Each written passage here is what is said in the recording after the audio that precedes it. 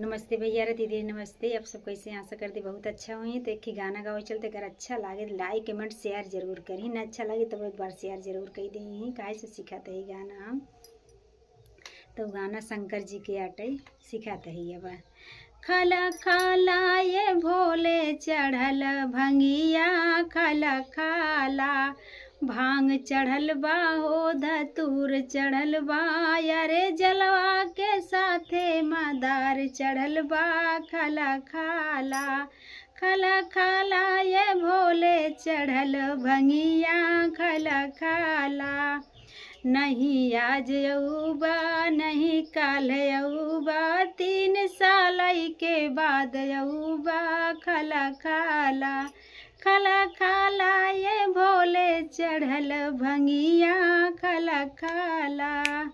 तो भैया अच्छा लगी गाना तो लाइक कमेंट शेयर जरूर करी, काहे सिखाते ही अब।